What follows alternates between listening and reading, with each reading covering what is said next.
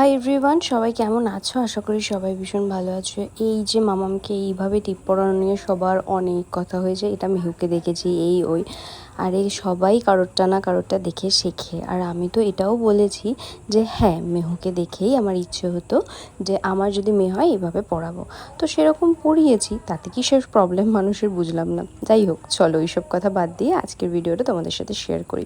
আজকে বেরিয়েছিলাম সন্ধেবেলা, আর এই যে জুতোটা দেখলে মাম্মাম হওয়ার আগে, মানে ওই যে পুজোর আগে, মানে সেপ্টেম্বরে তো আমি কনসেপ্ট করেছি, অক্টোবরে জানতে পেরেছি। তো অক্টোবরে পুজোর জন্য জুতোটা কিনেছিলাম, বাট মামাম যেহেতু চলে এসেছে, আমি কনসেপ্ট করে গেছি আর হিলটা পরতে পারিনি। আজকে প্রায় 1 বছর পর এটা ওপেন করলাম, বেশ ভালোই লাগছিল পরে, জানো তো। আজকে কোথায় বেরিয়েছি সেটাই বলা হলো না। আজকে যাচ্ছিলাম আমাদের দুজনের একটা স্বপ্ন পূরণের জন্য। তার জন্য চলে এসেছিলাম ব্যারাকপুরে। দাঁড়াও একটু ওয়েট করো, তাহলেই বুঝতে পারবে যে আমাদের দুজনের কী স্বপ্ন পূরণ। চলে এসেছিলাম সেনকোতে। আর আমাদের দুজনের স্বপ্ন পূরণ মানে এখন সবটাই মামামকে ঘিরে। তো এসেছিলাম মামামের জন্য ব্যাঙ্গলস নিতে।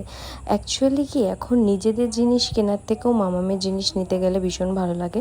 তো ওর পাপার ইচ্ছে ছিল একটা ডায়মন্ডের কিছু মামামকে দেবে মেয়ে হলে। আর আমি ভাবতাম সবসময় যে আমার মেয়ের হাতে একটা বালা থাকবে। তো এটার জন্যই দুজনেই বেরিয়ে পড়েছিলাম। আর এখান থেকে নিয়েছি আমরা দুটো জিনিস। কী কী নিয়েছি সেটা তোমাদের অবশ্যই বাড়ি গিয়ে দেখাবো। তো এখানে তো ভিডিও অ্যালাউ নেই, তবু লুকিয়ে লুকিয়ে যেইটুকু ভিডিও করতে পেরেছি। আর সবাই আমাকে না বলছে শুধু আমি নাকি রোগা হয়ে গেছি, তাই ভাবলাম যে আমি তোমাদেরকে একটুখানি দেখাই আয়নায়। আর এখানে আন্টিটা আমার সামনে চলে এসেছিলো, তবুও পরে আমি একটা ক্লিপ নিয়েছি যে আমি সত্যিই রোগা হয়ে গেছি অনেকটা আর কি। তো তারপর চলে এসেছিলাম লেন্স কার্টে। আমার গ্লাসটা একটু প্রবলেম করেছিল, গ্লাসটা যে ঠিক করে নিয়ে তারপর চলে এলাম মামামের জন্য মিটেন্স আর কিছু সক্স নিতে। তো এখান থেকে চুজ করে নিয়েছিলাম, বেশ ভালোই লাগছিল। কারণ কি, মামামরা নিজেকে নিজে স্ক্র্যাচ করে ফেলে, তাই ভাবলাম মিটেন্সটা পরিয়ে রাখলে অসুবিধা হবে না। আর এখানে ওকে আমি বলছিলাম যে তুমি আমাকে দেখাও আমি কত রোগা হয়ে গেছি। বাড়িতে এসে তো আর কোনো উপায়ই নেই, আমার মেয়েকে এই যে ঘুম পাড়াতে লেগে গেছি, মানে খাইয়ে বার্পিং করাচ্ছিলাম। তার মধ্যেই ওর আম্মি না ওর জন্য আজকে মেলা থেকে এই যে দেখো এই হেয়ার ব্যান্ডসগুলো এনেছিল, কি ভালো লাগছিলো দেখতে, চুড়িও এনেছে। তো সেগুলোই মামামকে একবার পরিয়ে দিচ্ছিলাম, বাট মামাম তো একদমই পরতে চাইছিল না, ছোট মানুষ তো।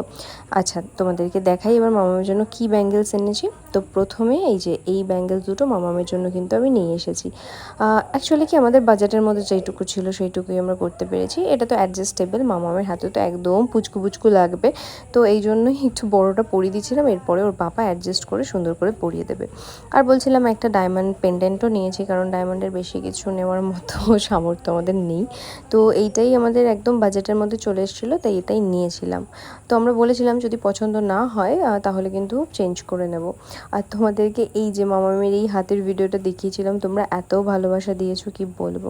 এবার তোমাদেরকে ভালো করে দেখিয়ে দিই মামামের আম্মি মামামের জন্য কী এনেছে। এই যে মেলা থেকে এনেছিল হচ্ছে এই চুড়ি দুটো আর এই হেয়ার ব্যান্ডসগুলো, কি ভালো লাগছিল দেখতে। কিন্তু না, এই যে ঝুলগুলো রয়েছে এই জন্য আমার মেয়ে ভীষণ ইরিটেট হচ্ছে। আর সবথেকে বড়ো কথা, ওর মাথায় এখনও হেয়ার ব্যান্ডসগুলো হচ্ছেই না, তো আমিই পরে নিলাম আর কি একটু। কখনো তো এরকম টাইপের পরিনি, বেশ ভালোই লাগছিল কিন্তু। তারপর চলে এলাম বিছানা গোছাতে। মামা ওর পাপার কাছে ওর আম্মির ঘরে রয়েছে। আমি তাড়াতাড়ি করে বিছানাটা একবার রাত্রে ঘুমানোর আগে সবসময় ঝেড়ে পরিষ্কার করে নিই, তাহলে না সুবিধা হয়। আর মামামকে রাত্রিবেলা আমি অনেক কটা কাঁথা দিয়ে একটু গদির মতো করে দিই, যাতে ওর রাতটা কমফোর্টেবলভাবে ঘুমোতে পারে। তো আজকের ভিডিওটা এইটুকুই, দেখা হচ্ছে পরে।